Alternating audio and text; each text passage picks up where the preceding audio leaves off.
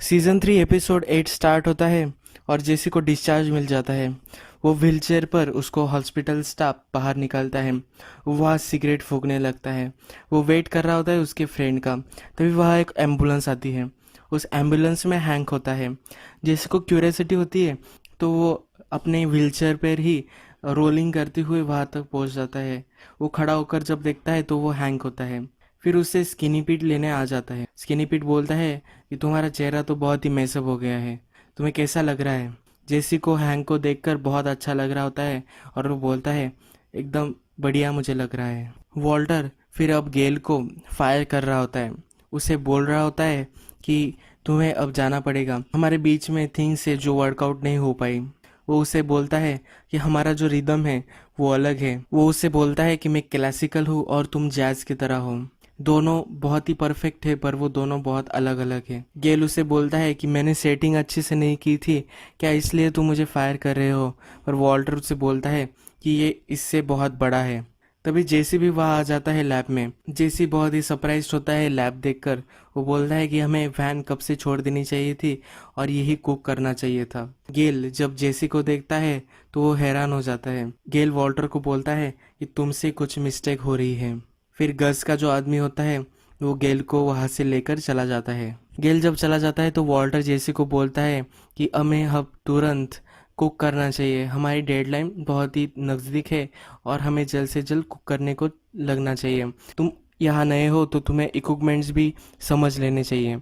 जैसे उसे पूछता है कि यहाँ नेटवर्क कैसा है, तो वॉल्टर उसे कहता है कि यहाँ कुछ भी नेटवर्क नहीं आता, एक ही फ़ोन लाइन है, वहाँ से तुम कॉल कर सकते हो। जैसे फिर वॉल्टर को उसके ब्रदर इन लॉ के बारे में बोल देता है। वॉल्टर हॉस्पिटल पहुंच जाता है और वो मरी को ज़रा दिलासा देता है। वहाँ स्काइलर, वॉल्टर जूनियर सब होते हैं। वॉल्टर जब हैंक के बॉस से बात करता है तो वो डिटेल्स पूछता है तो उसके बॉस उसे बताते हैं कि दो मैक्सिकन लोग थे जिन्होंने हैंक पर हमला किया। उसमें से एक मर गया और एक ऊपर वाले फ्लोर पर पड़ा हुआ है। ये ड्रग कार्टेल के रिलेटेड है। तो वॉल्टर पूछता है कि हैंक को क्यों टारगेट किया होगा। तो वो बोलते हैं कि उसके केस के वो ज़रा पास आ गया होगा इसलिए होगा, या ये डीए के लिए एक मैसेज हो सकता है। हैंक का पार्टनर वॉल्टर को बोलता है कि हैंक ने बहुत ही अच्छा उन्हें पछाड़ दिया। उसके पास उसकी गन भी नहीं थी, फिर भी उसने एक को मार दिया। फिर मरी ये सुन लेती है और मरी बोलती है क्यों उसके पास गन नहीं थी।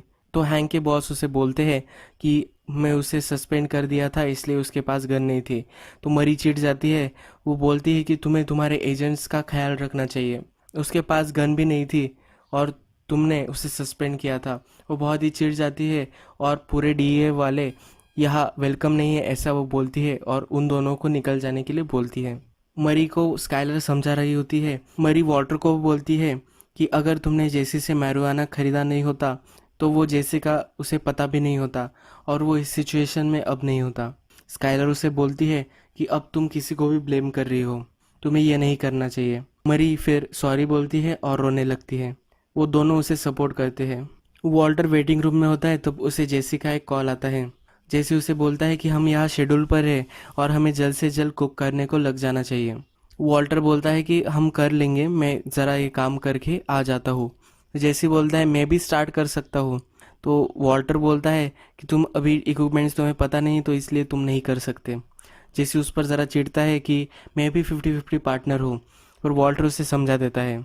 वॉल्टर फिर मरी को बोलता है कि हमें ज़रा ब्रेकफास्ट कर लेना चाहिए।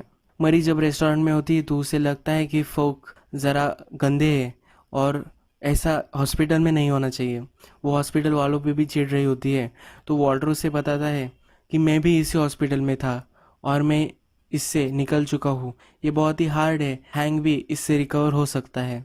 वो बोलता है कि जब मेरा ऑपरेशन होने वाला था तब उस दिन मैं जब गाड़ी में जा रहा था तो मुझे सब ग्रीन सिग्नल मिले।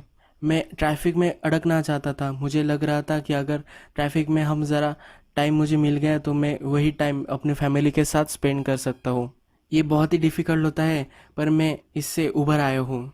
हैंग भी इससे निकल सकता है क्योंकि हैंग मुझसे ज़्यादा पावरफुल है। एज ए ह्यूमन बीइंग वो मुझसे कई ज़्यादा, कई गुना अच्छा आदमी है। गस को कार्टेल के बॉस का कॉल आता है। वो बोलता है कि उन ट्विंस ने एक डी एजेंट को मारा, हमने उसे ना बोला था फिर भी उन्होंने मार दिया। तो उसे लगता है कि गस ने ही उनको ऑर्डर दिया होगा। वो बोलता है कि तुमने जो किया है वो मुझे पता है और मैं पता कर ही लूँगा क्योंकि एक अभी भी जिंदा है।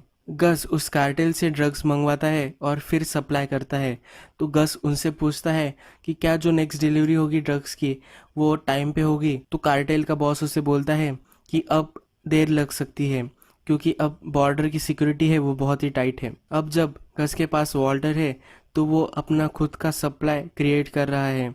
अब उसको उस कार्टेल की कोई भी ज़रूरत नहीं है। मरी को डॉक्टर आकर बोलते हैं कि अब हैंक का ऑपरेशन सक्सेसफुल हो चुका है और वो थोड़ी देर में कॉन्शियस में आ जाएगा, पर फिर भी थोड़ी देर लग सकती है।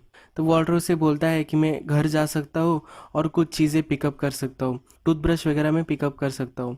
वो मरी को भी बोलता है कि मैं तुम्हारे घर भी जा सकता हूँ। वॉल्टर जब नीचे आता है और हैंक और उसके फ्रेंड्स उसे मिलते हैं। हैंक का फ्रेंड उसे बोलता है कि तुम्हें देखना चाहिए कि उन ट्विंस के साथ हैंक ने क्या किया। जब वो उसे देखने आते हैं तो वॉल्टर डोर पे ही खड़ा होता है।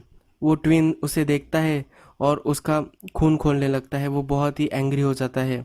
वो वॉल्टर के पास बढ़ने लगता है पर उसके पास अब पैर नहीं होते तो वो क्रॉल करने लगता है। उसके पैर से ब्लीडिंग भी होती है फिर भी वो वॉल्टर के पास चलता ही हुआ हमें दिखता है। जैसे लैब में बोर हो रहा होता है तो वो इक्विपमेंट के साथ कुछ भी खेलने लगता है, पर गस का आदमी उसे देखता है और जेसी डर जाता है। जेसी फिर वॉल्टर को कॉल करता है और वो बोलता है कि गस का आदमी मुझे बहुत ही एंग्री तरीके से देख रहा था, हमें जल्द से जल्द कुकिंग करनी चाहिए।